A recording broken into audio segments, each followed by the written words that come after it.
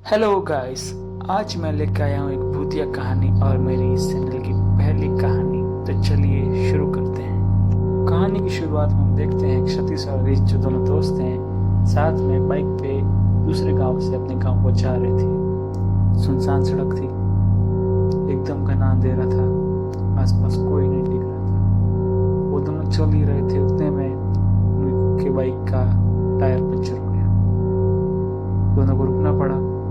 फिर दोनों खींचते खींचते बाइक को ले जा रहे थे। तभी उतने में सतीश ने देखा कि आगे कोई औरत चल रही है। सतीश घबरा गया। उसने हरीश को बोला कि भाई वो कौन है।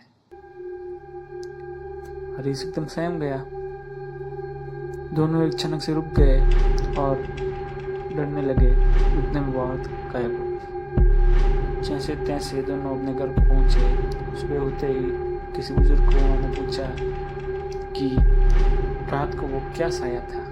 तो उस बुजुर्ग ने बताया कि वो साया आज का नहीं है, कितने ही वर्षों से वो साया वहीं पे घूम रहा है, कितनों को दिखाई देता है, कभी किसी को नुकसान नहीं पहुंचाया पर बहुतों को दिखा है। आखिर क्या है उसका राज, कोई नहीं जानता। कहाँ से आई है वो आत्मा, कहाँ को जा रही है, कुछ नहीं पता। सतीश के मन में जिज्ञासा जागी कि कुछ किया जाए, पता किया जाए कौन है ये, क्यों फिर रही है हमारे गांव के आसपास, है कौन आखिर, इसकी कहानी क्या है, इसके पीछे क्या राज है।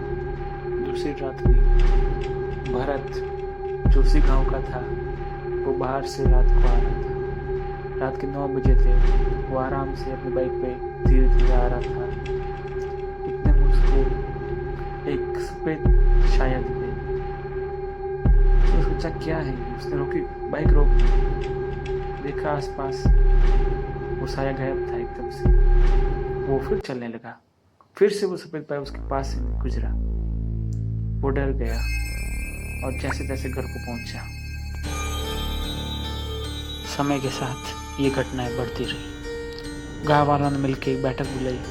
सभी गांव वाले उस साय के पीछे गए। किसी को कुछ नहीं दिखा।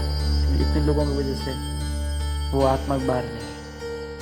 कुछ दिनों बाद जब सतीश सो रहा था तो उसकी खिड़की पर किसी ने आवाज लगाई, सतीश सतीश।